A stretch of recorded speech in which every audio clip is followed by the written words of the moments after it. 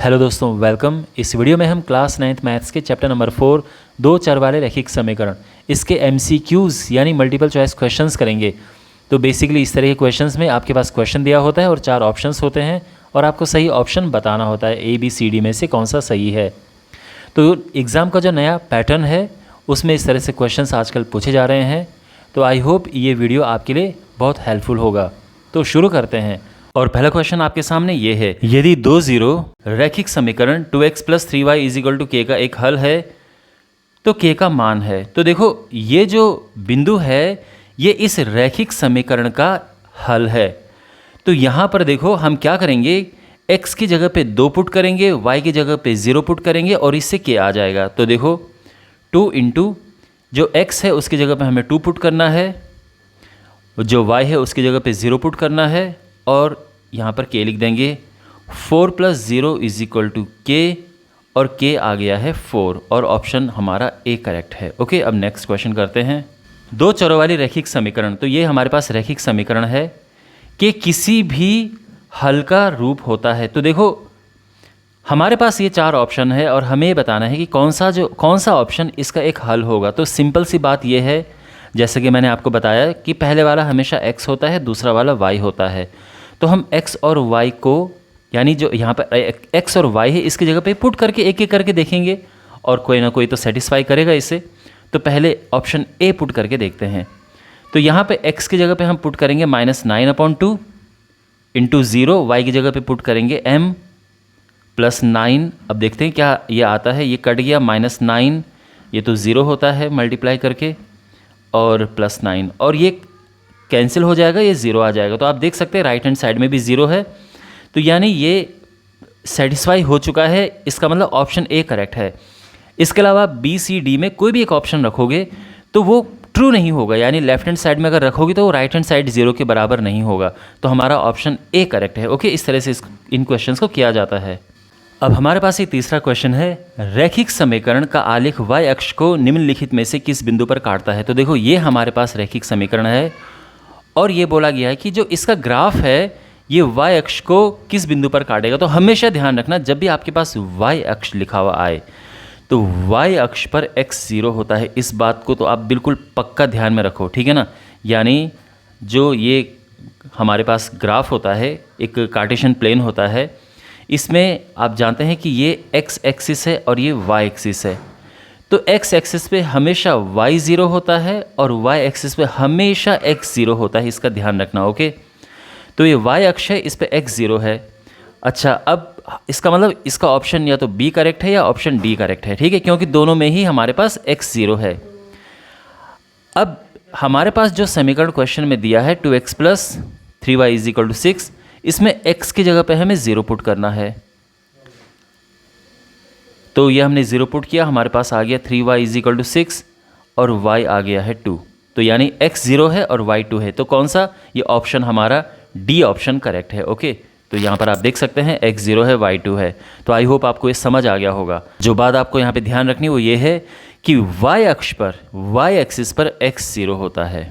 Okay, clear. Question number 4 है, x अक्ष पर स्थित किसी बिंदु का रूप होता है। तो देखो जैसे मैंने पिछले क्वेश्चन में आपको बताया था कि जब बात x अक्ष की होती है तो हमेशा ध्यान रखना इसमें y 0 होगा, ठीक है। अब y यहाँ कहाँ 0 है, केवल एक ही ऑप्शन हमारे पास ये है जिसमें y 0 है, इसके अलावा कहीं y 0 नहीं है। तो हमारा ऑप्शन C करेक्ट है। ओके, और इन्होंने कोई समीकरण नहीं दी है यहाँ पे। तो यानी ये बस ये पूछना चाह रहे हैं कि अगर हमारे पास x अक्ष है तो इसमें कोई भी बिंदु अगर हम लिखें तो क्या होगा। तो ये कोई भी बिंदु होगा, इसमें x तो कुछ भी हो सकता है, y हमेशा 0 होगा। तो मान लो कि ये 4 0 है, यहाँ पर आप जाओगे तो -1 0 होगा, यहाँ पे आप जाओगे तो ये -3 0 होगा। यानी कहने का मतलब ये है कि x तो चेंज हो सकता है लेकिन y हमेशा 0 होगा। तो इसलिए ऑप्शन C करेक्ट है। क्वेश्चन नंबर 5 है, रेखा y = x पर स्थित किसी बिंदु का रूप होता है। तो देखो यहाँ पर जो रेखा है y = x, अब हमें यहाँ पर ये देखना है, देखो y = x का मतलब है जो जितना y है उतना x है, और ऐसा किस केस में है, ऐसा ऑप्शन A में है, ठीक है ना। तो यहाँ पर आप देख सकते हैं x और y दोनों बराबर हैं, जो कि हमारी ये समीकरण भी है। तो हमारा ऑप्शन A करेक्ट है। क्वेश्चन नंबर 6 है, एक्स अक्ष की समीकरण का रूप है। तो देखो, जैसे कि मैंने अभी आपको बताया था पिछले क्वेश्चंस में कि जब भी बात होती है एक्स अक्ष की तो हमेशा एक्स अक्ष पर वाई ज़ीरो होता है। तो ऑप्शन बी करेक्ट है। ओके, क्वेश्चन नंबर 7 है y बराबर 6 का आलेख एक रेखा है जो, तो ध्यान रखो y बराबर 6, y इज इक्वल टू 6 कौन सी रेखा होती है? तो यहाँ पर आप इस चीज़ को अच्छे से समझो। तो यहाँ पर एक आप देख सकते हैं एक कार्टेशियन प्लेन है। यहाँ पे देखो, ये है x अक्ष और ये है y अक्ष, ये तो आप जानते हैं। अच्छा, y बराबर 6 कहाँ पे है? तो y बराबर 6 कुछ इस तरफ होगा, ये 6 है। अब देखो y इज इक्वल टू 6 का मतलब ये है कि यहाँ x कुछ भी हो y हमेशा 6 होगा। तो उसको कब पॉसिबल है? वो तब पॉसिबल है कि जब हमारे पास एक रेखा इस तरह से हो जिस पे हमेशा y 6 हो। तो ये जो लाइन है इसमें इसकी इक्वेशन है y इज इक्वल टू 6। ध्यान रखना, ये y इज इक्वल टू 6 क्यों इसकी इक्वेशन है, क्यों इसका समीकरण y इज इक्वल टू 6 है? क्योंकि हर एक बिंदु पर आप नोटिस करेंगे, कोई भी बिंदु आप उठा के देख लो, यहाँ पर हमेशा y 6 आएगा, x कुछ भी हो सकता है। और ऐसी जो रेखाएं होती हैं इनमें इसका जो समीकरण होता है इसमें केवल या तो x होगा या y होगा, ठीक है। यानी अगर कोई x एक्सिस के पैरेलल यानी समांतर होगा तो वो इस तरह से आएगा, और अगर कोई y एक्सिस के समांतर, मान लो कि अगर यहाँ पर ये 1 और ये 2 है, अगर मैं कोई रेखा इस तरह से खींच लूँ, ठीक है, और ये जो रेखा है ये y अक्ष के समांतर है, लेकिन आपको ध्यान में क्या रखना है कि ये x को किस बिंदु पर काट दे। देखो यहाँ पर x 2 है, ठीक है ना, आप समझ सकते हैं, ये 1 और ये 2, ये 2 बिंदु, x यहाँ पर 2 है। अब आप इसका कोई भी बिंदु देखोगे, कहीं पर भी आप नोटिस करोगे हमेशा x बराबर 2 आएगा। तो इस पूरी लाइन की समीकरण ही x बराबर 2 है, ठीक है ना। तो कहने का मतलब ये है कि जो मैंने यहाँ पर ये लाइन ड्रॉ की है ये y बराबर 6 है। तो देखो इसका मतलब क्या है कि x अक्ष के समांतर है और मूल बिंदु से 6 मात्रक की दूरी पर है, यानी ऑप्शन ए करेक्ट है इसका, ठीक है ना। आई होप आपको ये समझ आ गया होगा। अब ये क्वेश्चन है x बराबर 5 और y बराबर 2 निम्नलिखित रैखिक समीकरण का एक हल है। अब किसका ये हल है? तो भाई जिस समीकरण को ये बिंदु संतुष्ट करेगा वही हल होगा। तो एक एक करके चेक करना पड़ेगा हमें, ठीक है ना। तो देखो पहले a देखते हैं। तो यहाँ पर x की जगह पे हमें रखना है 5 और y की जगह पे रखना है 2। तो कितना होगा 5 और ये 4, ये तो 9 आ गया। तो यहाँ तो 7 है, तो ये तो ट्रू नहीं है, ये फॉल्स हो गया। अब दूसरा देखते हैं, 5 गुणा 5, ये तो यहीं पे ही 25 हो गया, ये तो देखने से ही गलत लग रहा है, तो ये भी गलत है। अब सी देखो, अब ये है 5 और ये है 2, 5 और 2 7, और ये भी 7 है। तो ऑप्शन सी हमारा करेक्ट है, ठीक है। ऑप्शन डी भी आप देखोगे तो ये भी करेक्ट नहीं होगा। तो बस हमें ये बिंदु जो दिया हुआ है x बराबर 5 y बराबर 2, इनके मानों को समीकरण में रखना है और जो संतुष्ट करेगा वही हमारा आंसर होगा। यदि किसी रैखिक समीकरण के हल ये हैं तो इसका रूप होता है। तो देखो कहने का मतलब ये है, हमें वो समीकरण पता करनी है जिसके ये हल होते हैं, यानी जिस समीकरण को ये बिंदु संतुष्ट करते हैं। तो हम एक एक करके समीकरण उठाएंगे और इन तीनों बिंदुओं को रखे देखेंगे कि क्या ये बिंदु समीकरण को संतुष्ट करते हैं। तो सबसे पहले हम ए समीकरण को उठाएंगे। अब यहाँ पर ये समीकरण है y minus x, right hand side में 0 है। तो पहले हम पहले बिंदु को रखें। देखो ध्यान रखना, जो बिंदु ये -2 2 है ये होता है x और ये होता है y। तो y तो 2 है माइनस और x है -2, तो इसको सॉल्व करेंगे तो ये 4 आएगा। ये तो ट्रू है ही नहीं क्योंकि 0 आना चाहिए ना, तो ये तो रूल आउट हो गया है। अब ऑप्शन बी देखते हैं, x प्लस वाई बराबर 0 लेके आना है। तो देखो x को, अब ध्यान रखना जो हमने ए पार्ट किया था अब इस बिंदु से नहीं आया आंसर, तो इसका मतलब हमें बाकी देखने की ज़रूरत नहीं है, ठीक है ना। ये मत समझना आप कि चलो एक बिंदु से नहीं होता है तो दूसरा बिंदु रख के देख लो फिर तीसरा, नहीं। हर एक बिंदु जो है समीकरण को संतुष्ट करना चाहिए उसे। अब हमारे पास दूसरा ऑप्शन है, दूसरा जो ऑप्शन है वो है x प्लस वाई बराबर 0। तो पहले हम यहाँ पर रखेंगे जो पहला वाला बिंदु है -2 + 2। तो -2 + 2 वैसे 0 होता है, राइट हैंड साइड में भी 0 है, तो ये हो सकता है, अभी भी पक्का नहीं कि होगा, हमें दूसरा बिंदु रख के भी देखना पड़ेगा।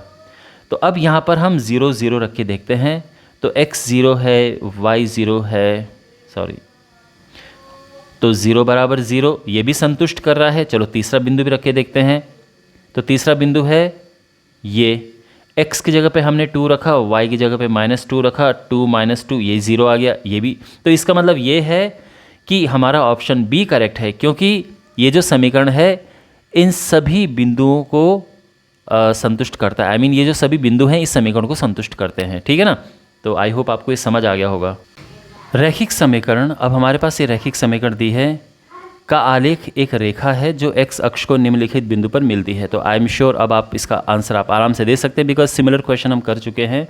देखो बात यहाँ पर हो रही है x अक्ष की, तो x अक्ष पर हमेशा y 0 होता है, तो इतना तो तय है कि y 0 है, तो इसका ऑप्शन है तो बी करेक्ट है या ऑप्शन सी करेक्ट है। ओके, अच्छा अब y 0 हमें इस समीकरण में रखना है, तो इस समीकरण में हम y बराबर 0 रखेंगे तो क्या होगा, 2x प्लस y को हमने 0 रखना है, और y को 0 क्यों रखा, क्योंकि x अक्ष पर y 0 होता है। तो 2x बराबर 6 हो गया और x बराबर 3 हो गया है। तो इसका मतलब इसका कौन सा ऑप्शन करेक्ट है, 3 0, ये ऑप्शन सी करेक्ट है, और ये हमारा यहाँ पर यह आंसर आ गया है। ओके, और अब अगला क्वेश्चन है, और ये क्वेश्चन इस तरह का हम एक क्वेश्चन ऑलरेडी कर चुके हैं। y बराबर x का आलेख किस बिंदु से होकर जाता है, तो आपको क्या लगता है इसका क्या आंसर होगा। तो देखो क्योंकि यहाँ पर y बराबर x है, यानी y और x बराबर हैं, तो इसका है ऑप्शन सी करेक्ट। ओके, तो यहाँ पर क्योंकि x और y बराबर हैं और केवल एक यही बिंदु है जो इस समीकरण को संतुष्ट करता है। समीकरण ax + by + c बराबर 0 के धनात्मक हल सदैव निम्नलिखित में स्थित होते हैं। तो देखो धनात्मक हल का मतलब है कि x भी पॉजिटिव होना चाहिए और y भी प्लस में होना चाहिए, पॉजिटिव, ठीक है ना। तो जो हमारे पास ये ग्राफ पेपर होता है, यानी कार्टेशियन प्लेन जो होता है, इसमें जो प्रथम चतुर्थांश है इसमें x भी प्लस होता है और y भी प्लस होता है, तो इसका ऑप्शन ए करेक्ट है, प्रथम चतुर्थांश। ओके, और आपकी जानकारी के लिए मैं ये बता दूं कि जो दूसरा सेकंड क्वाड्रेंट यानी दूसरा चतुर्थांश होता है उसमें देखो माइनस प्लस होता है, मींस x यहाँ माइनस होता है और y प्लस होता है। तीसरे चतुर्थांश में माइनस माइनस होता है, यानी x यहाँ माइनस होता है, y भी माइनस होता है, और जो चौथा चतुर्थांश है फोर्थ क्वाड्रेंट ये होता है प्लस माइनस, यानी x यहाँ प्लस होता है, y यहाँ माइनस होता है, ठीक है। यदि हम किसी रैखिक समीकरण को एक शून्येतर संख्या से गुणा करें या भाग दें तो उस रैखिक समीकरण का हल, तो देखो कोई रैखिक समीकरण हमारे पास है, मान लो कि हम ले लेते हैं कि 2x + 3y = 6। अगर हम इस समीकरण को किसी संख्या से गुणा कर दें, वो 0 नहीं होना चाहिए, तो जैसे हमने 2 से गुणा कर दिया और ये संख्या हो गई 4x + 6y = 12, ठीक है ना, 2 से गुणा करके। तो क्या अब इसके जो मान होंगे, इसके हल होंगे, क्या ये बदल जाएंगे? नहीं, बिल्कुल नहीं बदलेंगे, ये वही रहेंगे, हल इसके सेम रहेंगे, इसीलिए इसका आंसर है कि वही रहता है, ठीक है। सेम रेखा बनेगी। अगर आप ग्राफ बनाओगे दोनों रेखाओं का तो आपको पता चलेगा कि ये दोनों जो रेखाएं हैं ये एक के ऊपर एक आ रही हैं। अगर एक रेखा ऐसी जा रही है तो दूसरी रेखा भी इसी के ही बिल्कुल ऊपर जाएगी, ठीक है ना, एक दूसरे के ऊपर जाएंगी रेखाएं। अगला क्वेश्चन है, समीकरण x बराबर 7 को दो चरों में इस प्रकार से लिखा जा सकता है। तो आप देख सकते हैं कि समीकरण x बराबर 7 में केवल एक ही चर है x। अगर हमें इसे y के साथ लिखना हो, यानी दो चरों में लिखना हो, तो कैसे लिखेंगे। तो देखो x बराबर 7, तो इसमें केवल x है। अब क्योंकि y नहीं है तो उसका गुणांक कोफिशिएंट 0 होगा, ठीक है, बराबर 7। x के आगे कुछ नहीं है तो इसका गुणांक हम 1 लेते हैं। और अब ये हमारी समीकरण आ चुकी है दो चर में। तो देखो कौन सा है ये हमारा ऑप्शन बी करेक्ट है। ओके, रैखिक समीकरण 2x - 5y = 7, यानी ये जो समीकरण है इसके हल कितने हैं? अद्वितीय हल यानी केवल एक हल है, या इसके दो हल हैं, या इसके अपरिमित रूप से अनेक हल हैं, या इसका कोई हल नहीं है। तो इसका कौन सा ऑप्शन करेक्ट है? वेल, इसका ऑप्शन अनंत हल, अपरिमित हल, ऑप्शन सी करेक्ट है। और इसका कारण ये है क्योंकि यहाँ पर केवल एक ही समीकरण है, लेकिन यहाँ पे चर दो हैं, x और y। और जब भी हमारे पास चरों की संख्या ज़्यादा होती है समीकरणों की संख्या से, तो इसके अपरिमित रूप से अनेक हल होते हैं। क्यों? क्योंकि इसकी सीमाएं कम है। देखो, समीकरण का मतलब होता है सीमाएं, यानी कंडीशन, यानी बाउंड्री। तो अब उनकी बाउंड्री कम है, तो यानी वो उसके अनंत हल होते हैं। ये मैं आपको सिंपल लैंग्वेज में समझा रहा हूँ। अगर आप यहाँ पर देखें 2x minus 5y is equal to 7, तो आप यहाँ पे पाएंगे। और देखो, ध्यान रखना, यहाँ पे x जो है वो हम रियल नंबर यानी x कुछ भी रख सकते हैं। x हम पॉइंट में रख सकते हैं, हम वो एक पूर्णांक रख सकते हैं, वो भिन्न में रख सकते हैं, ठीक है ना। तो यहाँ पर अगर आप देखें 2x बराबर 5 प्लस 7, 2x बराबर 7 प्लस 5y, ओके। और फिर x आ जाएगा 7 प्लस 5y अपॉन 2। तो यहाँ पर आप देखो, y अगर आपने 0 रखा तो x आ जाएगा 7/2, y अगर 1 रखा तो x आ जाएगा 7 5 12, 12/2 होता है 6। y अगर -1 रखा तो x बराबर आ जाएगा -7 2 1। यानी आप y रखते जाओ और x आता जाएगा, ठीक है। तो आप समझ गए ना इसके अनंत हल क्यों हैं।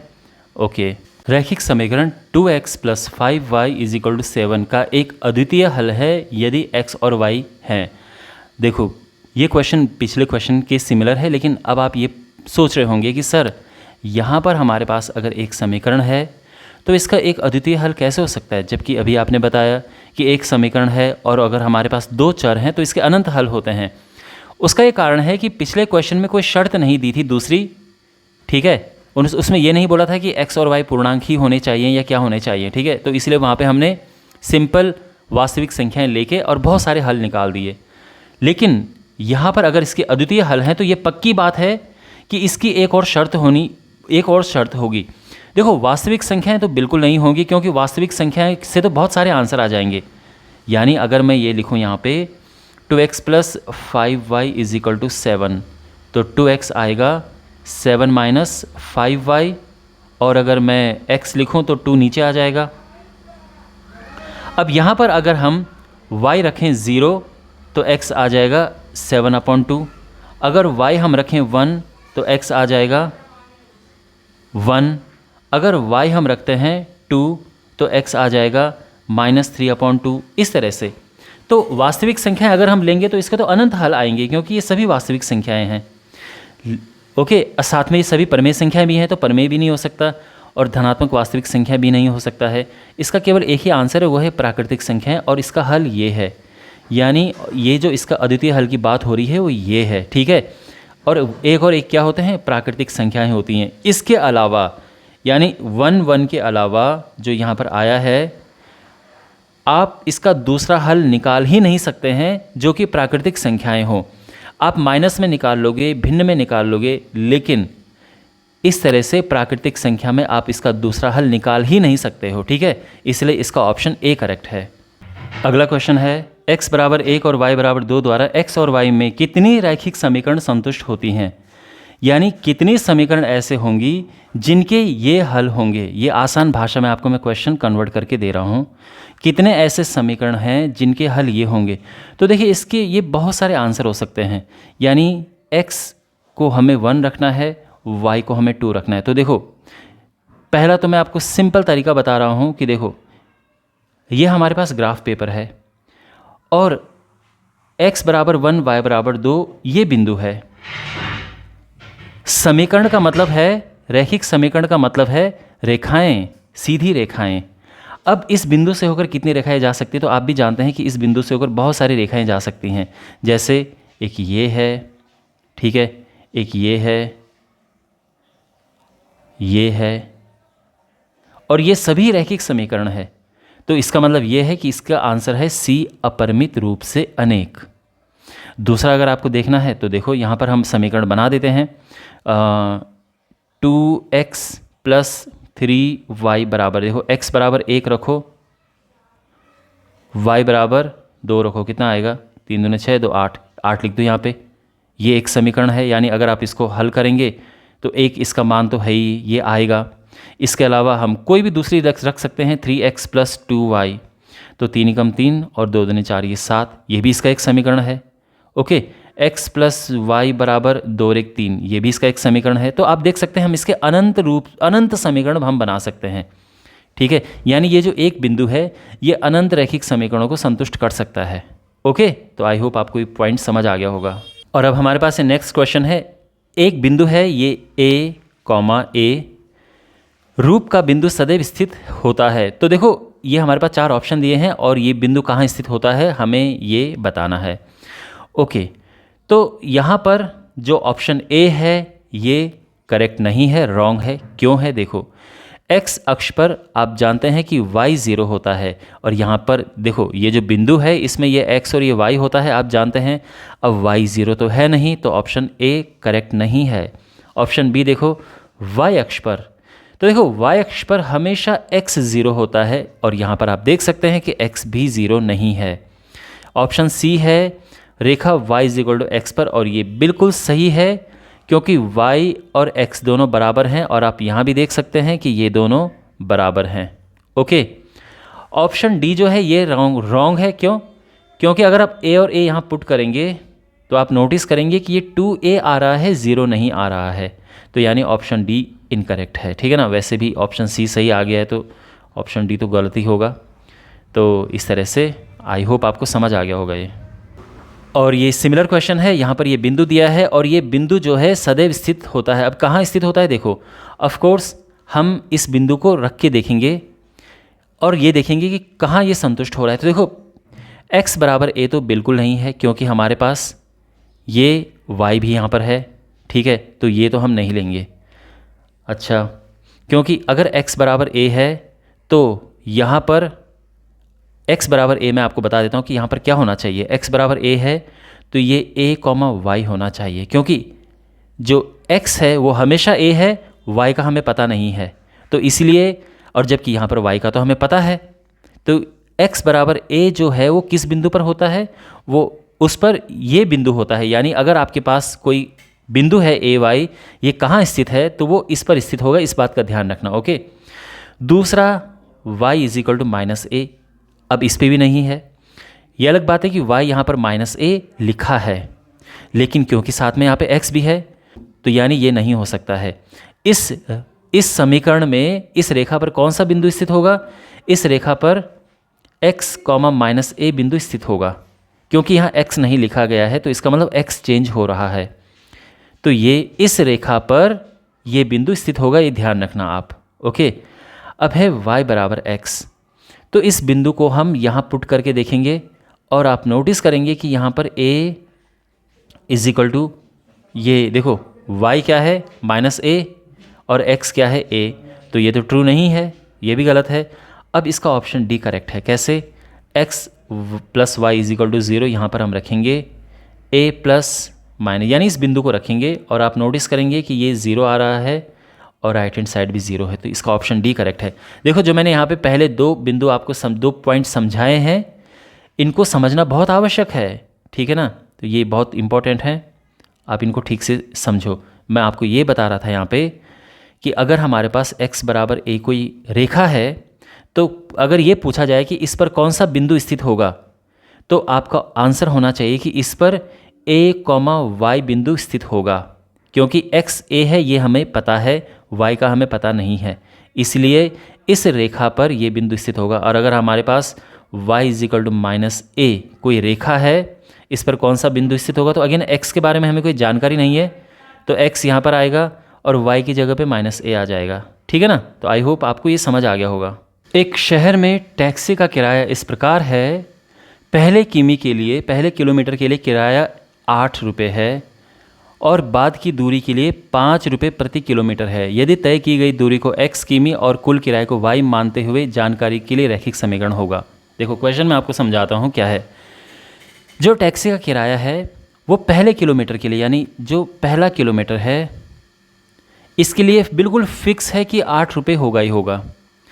उसके बाद के जो किलोमीटर हैं उसके लिए किराया होगा 5 रुपये प्रति किलोमीटर। कुल दूरी है x और कुल किराया है y।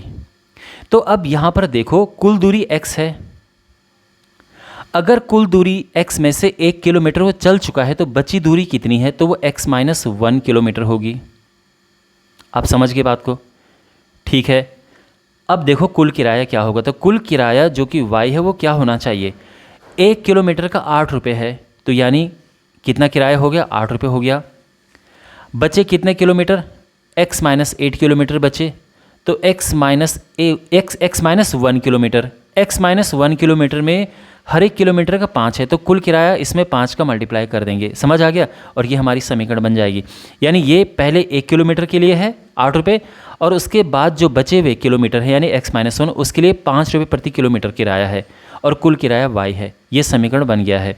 अगर हम इसको सिंप्लीफाई करें तो क्या होगा, ये हो जाएगा 5x माइनस 5, और यहाँ पर यह आ जाएगा y बराबर 5x प्लस 3। अब y अगर उस तरफ जाएगा तो क्या हो जाएगा, 5x माइनस वाई प्लस 3, ठीक है ना। तो 5x minus y plus 3 is equal to 0। कहाँ है ये हमारा ऑप्शन सी करेक्ट है। एक पार्किंग शुल्क, पार्किंग में कार पहले 2 घंटों के लिए 30 रुपये, यानी देखो जो एक पार्किंग है उसका शुल्क पहले 2 घंटों के लिए 30 रुपये है, और उसके बाद प्रत्येक घंटे के लिए 10 रुपये है। ठीक है, तो इसको हम समीकरण के रूप में कैसे लिखेंगे, और यहाँ पर घंटों की संख्या x है और पार्किंग शुल्क y है। तो देखो ये क्या है, यहाँ पे मैं आपको एक्सप्लेन करता हूँ। अगर हम बात करें पहले 2 घंटों के लिए, तो यहाँ पर शुल्क है 30 रुपये, ठीक है। अच्छा, उसके बाद के जो घंटे हैं उसके लिए शुल्क है 10 रुपये प्रति घंटा, और टोटल शुल्क है y रुपये, और कुल घंटों की संख्या है x।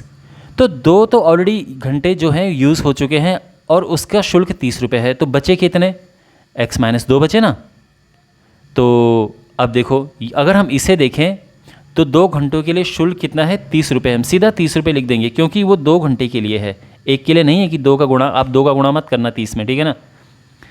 लेकिन जो ये बचे हुए शेष घंटे हैं इसमें प्रत्येक घंटे के लिए 10 रुपये शुल्क है, तो यानी इसमें हम 10 का गुणा कर देंगे, और ये हो जाएगा y is equal to 30 plus 10x minus 20 और 10x प्लस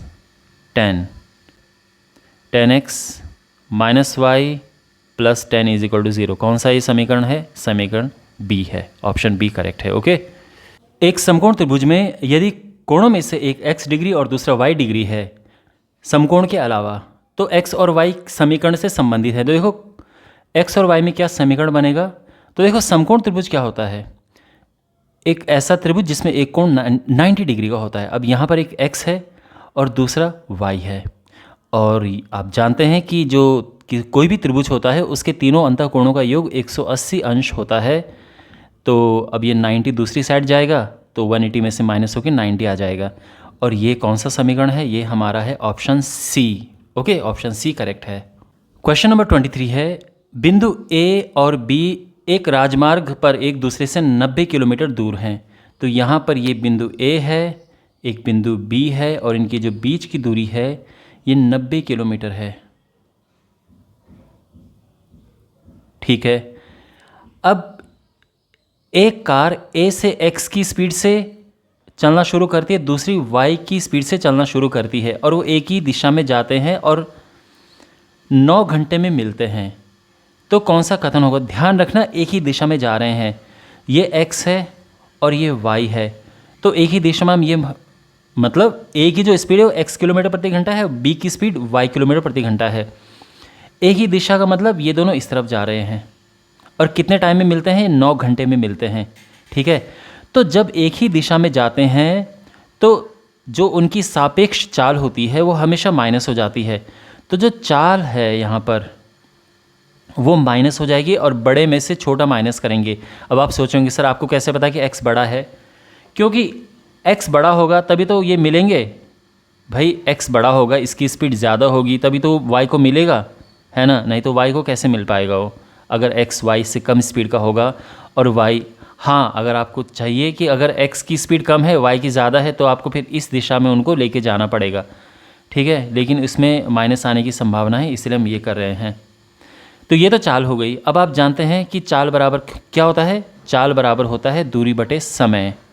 दूरी है 90, समय है यहाँ पे 9 घंटा, तो डिवाइड करेंगे 10 आ गया और ऑप्शन और हमारा आंसर ये आ चुका है। अब ये कौन सा ऑप्शन है देखो, ये हमारा ऑप्शन सी है। ओके, तो आई होप आपको समझ आ गया। एक ही दिशा में जाने का कुछ बच्चे क्या करते हैं कि एक इधर कर देते हैं कि एक ही दिशा में जा रहे, नहीं, एक ही दिशा नहीं है, ये विपरीत दिशाएं हैं। ओके, एक दिशा में ये है कि x इधर जाए और y भी इसी डायरेक्शन में जाए, यानी या तो दोनों पूर्वी दिशा में जाएं या दोनों पश्चिमी दिशा में जाएं, इस तरह से है एक ही दिशा में। ओके, दिया हुआ ग्राफ निम्नलिखित में से किस समीकरण का है? तो यहाँ पर हमारे पास ये ग्राफ गिवन है। ओके, और ये अलग अलग समीकरण दी हैं। अब ये जो ग्राफ है कौन से समीकरण का है, तो हमें ये देखना है कि ग्राफ में बिंदु कौन कौन से हैं। तो एक बिंदु ये है 1, 2, दूसरा बिंदु है ये 0, 0, और तीसरा बिंदु है ये -1, -2। तो हमें देखना है कि कौन सा ऐसा ग्राफ है जो इन तीनों बिंदुओं को संतुष्ट करता है, यानी उस कौन सा ऐसा ग्राफ है जिस पर ये तीनों बिंदु आ सकते हैं। तो पहले ए ट्राई करते हैं, x + y = 0। तो अब पहला पॉइंट रखते हैं, तो यहाँ पर x हमने 1 रखा, y 2 रखा। अब ये 0 तो नहीं आ रहा है ना, ये तो 3 आ रहा है, तो यानी पहला ऑप्शन इनकरेक्ट है। ओके, अच्छा, अब ऐसा नहीं है कि आप ये सोचें कि सर पहला नहीं है तो चलो दूसरा ऑप्शन रख देख लो, नहीं, सभी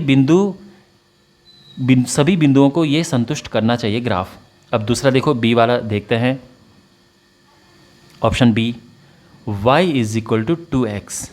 तो y जो है ये यहाँ पर आप देख सकते हैं ये 2 है और x 1 है, तो 2 = 2, तो ये तो संतुष्ट कर रहा है। चलो दूसरा बिंदु रख के देखते हैं, 0, 0 रख के देखते हैं y = 2x में। अब 0, 0 रख के अगर हम देखें तो यहाँ पर आ जाएगा 2 × x भी 0, y भी 0 रख रहे हैं, तो 0 = 0, ये भी संतुष्ट कर रहा है। तीसरा बिंदु रख के देखते हैं, हमें सभी चेक करने होते हैं, ठीक है ना।